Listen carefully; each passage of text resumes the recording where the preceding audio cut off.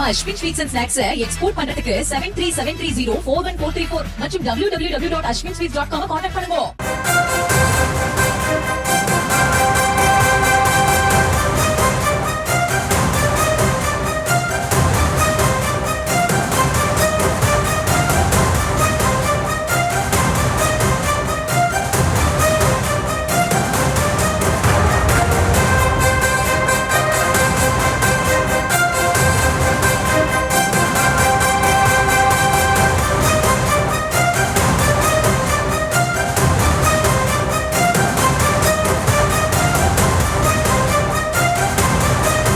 கூட்டணி கட்சிகள் வென்ற தொகுதிகளை தங்களது கூட்டணி கட்சிகளுக்கு அதிமுக ஒதுக்கியிருப்பதாக தகவல் கிடைக்கப்பட்டிருக்கிறது. அந்த அண்மை செய்தியை பார்த்து வருகிறோம். எங்களுடைய இணைகிறார் முதல் செய்தியாளர் லதா. வணக்கம். தற்போது அதிமுக தொகுதி பங்கீட்டில் கடந்த தேர்தலின் போது திமுக கூட்டணி கட்சிகள் வென்ற தொகுதிகளில் தான் இந்த தேர்தலில் அதிமுக ஒதுக்கியிருப்பதா தற்போது ஒரு தகவல் கிடைக்கப்பட்டிருக்கு. தொடர்பான முழு விவரம். வணக்கம். அதிமுக பாஜக கூட்டணியில் நேற்றைய தினமே தொகுதி பங்கீடு நிறைவு செய்யப்பட்டு விட்டது.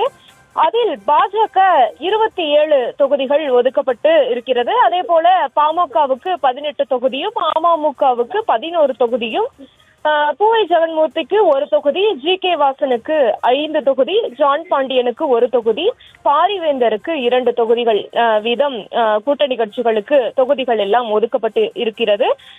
எனவே 234 தொகுதியில் 65 தொகுதிகள் கூட்டணி கட்சிகளுக்கு ஒதுக்கப்பட்டு இருக்கும் நிலையில 169 தொகுதியில் அதிமுக களம் காண்கிறது. முக்கியமாக அதிமுக கூட்டணிக்கு ஒதுக்கப்பட்டு இருக்கக்கூடிய 55 தொகுதிகள் தற்போது திமுக மற்றும் அதன் கூட்டணி கட்சிகள் வசம் இருக்கக்கூடிய தொகுதிகளாக தான் இருக்கிறது. எனவே அதிமுக கூட்டணி கட்சிகளுக்கு ஒதுக்கி இருக்கக்கூடிய அந்த 65 தொகுதிகளில் பெரும்பாலும் தற்போது திமுகவும் திமுக கைவசம் இருக்கக்கூடிய தொகுதிகளாக தான் அது இருக்கிறது. அந்த வகையில முக்கியமாக பார்த்தோமானால் பாஜகவுக்கு ஒதுக்கப்பட்ட 27 தொகுதிகளில் 2 தொகுதி தற்போது அதிமுக வசமும் 2 தொகுதி பாஜக வசமும் இருக்கக்கூடிய தொகுதிகளாக உள்ளது. 23 தொகுதிகள் திமுக வசம் இருக்கும் தொகுதிகளாக இருக்கிறது. உதாரணத்திற்கு பார்த்தோம் அப்படின்னா கோயமுத்தூர் வடக்கு மற்றும் அதிமுகவை பொறுத்த வரைக்கும் கோயமுத்தூர் வடக்கு தற்போது கைவசம் வைத்திருக்கக்கூடிய ஒரு தொகுதியாக இருக்கிறது. அதே போல திமுகவை பொறுத்த வரைக்கும் மயிலாப்பூர் தொகுதி திமுக கைவசம் உள்ள ஒரு தொகுதியாக இருக்கிறது. தளி தொகுதி கம்யூனிஸ்ட் கைவசம் இருக்கும் தொகுதியாக இருக்கிறது. மொடக்குறிச்சி ஏற்கனவே பாஜக வென்ற ஒரு தொகுதி. அதே போல நாகர்கோயில் தொகுதியும் ஏற்கனவே பாஜக வென்ற ஒரு தொகுதி. இந்த 2 தொகுதியும் தற்போது மீண்டும் பாஜகவுக்கு கொடுக்கப்பட்டிருக்கிறது. மேலும் உதகை மண்டலம் காங்கிரஸ் கைவசம் இருக்கக்கூடிய ஒரு தொகுதி. அவினாசி தொகுதியை இந்த முறை அதிமுக விட்டு கொடுத்திருக்கிறது. ஏனென்றால் கடந்த முறை அதிமுக அவினாசி தொகுதியில் வென்றிருக்கக்கூடிய ஒரு தொகுதி. அது அதிமுகவின் ஒரு கோட்டையாக இருக்கிறது. தொடர்ச்சியாக பலமுறை வெற்றி கண்ட ஒரு தொகுதி. அந்த தொகுதியை தற்பொழுது அதிமுக தன்னுடைய கூட்டணி கட்சியான பாஜகவுக்கு விட்டு கொடுத்திருக்கிறது. மேலும் திருப்பத்தூர் தெற்கை பொறுத்த வரைக்கும் அங்கே திமுக கைவசம் இருக்கக்கூடிய தொகுதி. கந்தர்வக்கோட்டையை பொறுத்த வரைக்கும் மார்க்சிஸ்ட் கம்யூனிஸ்ட் வசம் உள்ள ஒரு தொகுதி. அந்த தொகுதிகளையும் பாஜகவுக்கு அதிமுக கொடுத்திருக்கிறது. மேலும் புதுக்கோட்டை, திருப்பத்தூர் உள்ளிட்ட தொகுதிகளும் திமுக கைவசம் இருக்கக்கூடிய தொகுதி. மதுரை தெற்கு சாத்தூர் தொகுதியும் மதிமுக வசம் இருக்கக்கூடிய, அதாவது திமுக கூட்டணியிடம் இருக்கக்கூடிய தொகுதிகள். இந்த தொகுதியும் பாஜகவுக்கு கொடுக்கப்பட்டிருக்கிறது. மேலும் திருச்செந்தூர், வாசுதேவநல்லூர், ராதாபுரம் ஆகிய தொகுதிகள் திமுக வசம் இருக்கக்கூடிய தொகுதிகள். இவை தற்போது பாஜகவுக்கு கொடுக்கப்பட்டு இருக்கிறது. மேலும் விளவங்கோடு காங்கிரஸ் ஏற்கனவே காங்கிரஸில் போட்டியிட்டு வெற்றி கண்ட ஒரு தொகுதி. அந்த தொகுதி தற்பொழுது அதிமுக கூட்டணியில் பாஜகவுக்கு கொடுக்கப்பட்டு இருக்கிறது. ஆவடி, திருவண்ணாமலை, தஞ்சாவூர், திருவாரூர் ஆகிய தொகுதிகள் திமுக வசம் இருக்கக்கூடிய தொகுதிகள். அதனை பாஜகவுக்கு அதிமுக கொடுத்திருக்கிறது. அறந்தாங்கி காங்கிரஸ் வசம் உள்ள ஒரு தொகுதி, காங்கிரஸ் வெற்றி பெற்ற தொகுதி. அதே போல மானாமதுரை, ராமநாதபுரம், பத்மநாபபுரம், ராசிபுரம் ஆகிய தொகுதிகள் திமுக வசம் இருக்கக்கூடிய தொகுதி. குளச்சல் தொகுதி காங்கிரஸ் வசம் இருக்கக்கூடிய தொகுதி. எனவே இந்த அடிப்படையில பார்க்கும் பொழுது பாஜகவுக்கு ஒதுக்கப்பட்ட 27 தொகுதிகளில் 2 தொகுதிகள் அதிமுக வென்ற தொகுதிகளை விட்டு கொடுத்திருக்கிறார்கள். 2 தொகுதிகள் ஏற்கனவே பாஜக வென்ற 2 தொகுதிகள் மீண்டும் பாஜகவுக்கு கொடுக்கப்பட்டு இருக்கிறது. முக்கியமாக கோயம்புத்தூர் வடக்கு அதிமுக வென்ற ஒரு தொகுதி, அந்த தொகுதியை தற்போது விட்டு கொடுத்திருக்கிறார்கள். அதே போல அவிநாசி, இந்த 2 தொகுதியுமே அதிமுக தொடர்ச்சியாக வெற்றி பெறக்கூடிய ஒரு தொகுதி. அந்த 2 தொகுதிகளையும் இந்த முறை பாஜகவுக்கு விட்டு கொடுத்திருக்கிறார்கள். எனவே அவிநாசியில் எல் முருகன் நிற்பதாகவும், கோயம்புத்தூர் வடக்கில் வானதி ஸ்ரீனிவாசன் நிற்பதாகவும் கூட தகவல்கள் வருகிறது. அதே போல மற்ற 2 தொகுதி மொடக்குறிச்சியும் நாகர்கோயிலும் ஏற்கனவே பாஜக வெற்றி பெற்ற தொகுதி. அந்த தொகுதி மீண்டும் பாஜகவுக்கு கொடுக்கப்பட்டு இருக்கிறது. மற்ற ஏனைய 23 தொகுதிகளும் திமுக மற்றும் திமுக கூட்டணி வசம் இருக்கக்கூடிய தொகுதிகளாக தான் அவை இருக்கிறது. ஏனென்றால் அதிமுக வலுவாக இருக்கும் பெரும்பான்மையான தொகுதிகளை நாங்கள் பெறுவோம் என்ற ஒரு முனைப்பில் தான் பாஜக இருந்து வந்தது. ஆனால் தற்போது திமுக அதிகம் வலுவாக இருக்கக்கூடிய தொகுதிகளை தான் பாஜக பெற்றிருப்பதை இதன் மூலம் நம்ம புரிந்து கொள்ளலாம். அதே போல தமிழ் மாநில காங்கிரஸ் கட்சிக்கு 5 தொகுதிகள் ஒதுக்கப்பட்டு இருந்தது. அந்த 5 தொகுதிகளுமே திமுக மற்றும் திமுக கூட்டணியின் வசமாக இருக்கக்கூடிய தொகுதிகள் தான். முக்கியமாக கிள்ளியூரை தவிர, கிள்ளியூர் காங்கிரஸ் வெற்றி பெற்ற ஒரு தொகுதி. அதை தவிர்த்து மற்ற 4 தொகுதிகளான ஒட்டன்சத்திரம், ஈரோடு மேற்கு, ராணிப்பேட்டை, கும்பகோணம் ஆகிய 5 தொகுதிகளும் திமுகவின் கோட்டையாக இருக்கக்கூடிய தொகுதிகள். எனவே அந்த 5 தொகுதிகளும் திமுக மற்றும் திமுக கூட்டணி வசம் இருக்கக்கூடிய தொகுதிகளை தான் தமிழ் மாநில காங்கிரஸ் ஜி.கே. வாசனின் கட்சிக்கு அதிமுக தரப்பிலிருந்து ஒதுக்கப்பட்டு இருக்கிறது. முக்கியமாக இந்த தொகுதிகளை பொறுத்த வரைக்கும் இரட்டை இலை சின்னம் நின்றாலும் கூட அங்கே வெற்றி வாய்ப்பு என்பது குறைவான ஒன்றாக தான் இருக்கும். ஏனென்றால் இது எல்லாமே திமுகவினுடைய கோட்டைகளாக இருக்கக்கூடிய தொகுதிகள். அந்த அடிப்படையில எடப்பாடி பழனிசாமி காய் நகர்த்தி தற்பொழுது ஜி.கே. வாசனுக்கு இந்த தொகுதிகளை எல்லாம் ஒதுக்கி இருக்கிறார். மேலும் பாமகவுக்கு 18 தொகுதிகள் ஒதுக்கப்பட்டு இருந்தது.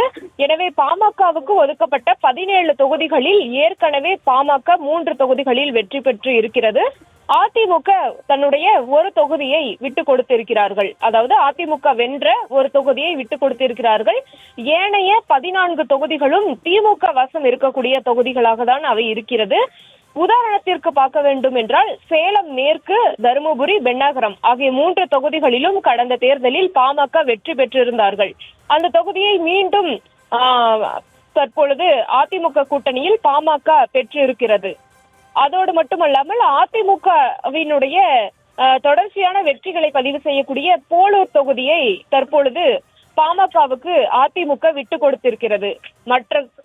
மற்ற தொகுதிகள் எல்லாமே, அதாவது விக்கிரவாண்டி, சோளிங்கர், மயிலாடுதுறை, திருப்போரூர், உத்திரமேரூர், ஜெயங்கொண்டம், செஞ்சி, விருதாச்சலம், ரிஷிவந்தியம், காட்டுமன்னார்கோயில், கீழ்வேளூர், பெரம்பூர், சேலம் வடக்கு, அம்பத்தூர் ஆகிய அனைத்து தொகுதிகளுமே, அந்த 14 தொகுதிகளுமே திமுக மற்றும் திமுக வசம் இருக்கக்கூடிய தொகுதிகளாக தான் இருக்கிறது. அதிலும் முக்கியமாக திருப்போரூர் தொகுதியை பார்த்தோம் அப்படின்னா, திருப்போரூர், காட்டுமன்னார்கோயில் நேரடியாக விசிக போட்டியிட்ட ஒரு தொகுதி, விசிக கைவசம் வைத்திருக்கக்கூடிய ஒரு தொகுதி.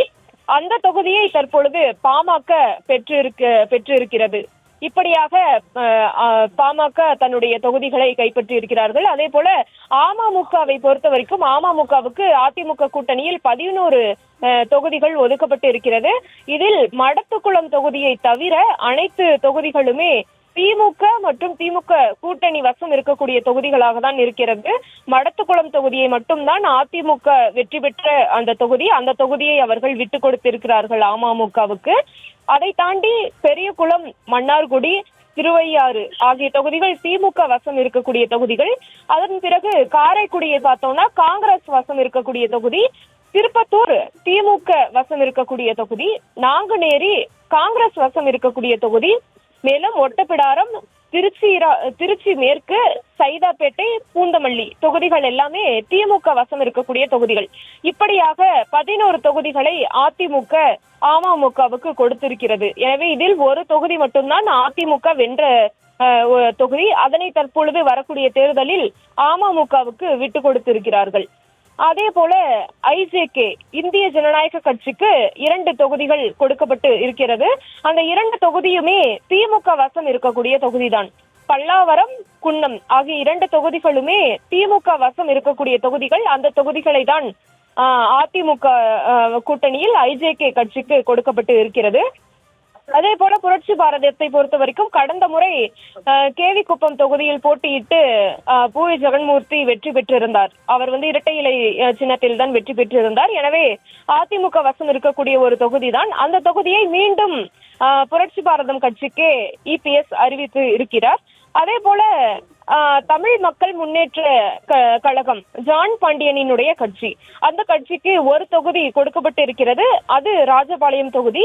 எனவே திமுகவினுடைய வசம் இருந்த திமுக வெற்றி பெற்ற அந்த தொகுதியை தற்பொழுது ஜான் பாண்டியனுக்கு அதிமுக தரப்பில் கொடுக்கப்பட்டு இருக்கிறது. இப்படியாக கூட்டணி கட்சிகளை பார்த்தோம் அப்படின்னா 234 தொகுதிகளில் மொத்தம் 65 தொகுதிகள் கூட்டணி கட்சிகளுக்கு அதிமுக கொடுத்திருக்கிறது. மீதம் இருக்கக்கூடிய 269 தொகுதிகளில் அவர்கள் போட்டியிடுகிறார்கள். இப்படி இருக்க 54 தொகுதிகளில் திமுக மற்றும் அதன் கூட்டணி வசமுள்ள தொகுதிகளாக அவை இருக்கிறது. முக்கியமாக 234 தொகுதிகளில் 65 தொகுதிகள் பாஜக மற்றும் கூட்டணி கட்சிகளுக்கு ஒதுக்கப்பட்டிருக்கக்கூடிய நிலையில 169 தொகுதிகளில் அதிமுக நேரடியாக போட்டியிடுகிறார்கள் அவர்களின் வேட்பாளர்கள். மேலும் கூட்டணிக்கு ஒதுக்கப்பட்ட 65 தொகுதிகளில் 54 தொகுதிகள் தற்போது திமுக மற்றும் அதன் கூட்டணி வசமுள்ள தொகுதிகளாக இருக்கிறது. இதில் நாம் பெரும்பாலும் புரிந்து கொள்ளக்கூடிய ஒரு விஷயம் என்பது திமுக வலுவாக இருக்கக்கூடிய தொகுதிகளை தான் பெரும்பாலும் கூட்டணி கட்சிகளுக்கு இபிஎஸ் ஒதுக்கி இருக்கிறார். மேலும் சில தொகுதிகள் இழுபறியில் இருக்கக்கூடிய தொகுதிகளாக தான் அவை இருக்கும். எனவே அவர் இப்படியான ஒரு காய்களை நகர்த்தி திமுக வலுவாக இருக்கக்கூடிய கட்சிகளை கூட்டணி கட்சிகளுக்கு தள்ளிவிட்டார் என்ற ஒரு வகையில தான் நம்ம புரிந்து கொள்ள வேண்டும். எனவே அந்த வகையில தான் இந்த கூட்டணி கட்சிகளுக்கு தொகுதிகளை ஒதுக்கி இருக்கிறார். விவரங்களுக்கு நன்றி லதா. நம்ம Ashwin sweets and snacks export பண்றதுக்கு 7373041434 மற்றும் www.ashwinsweets.com கான்டாக்ட் பண்ணுங்க.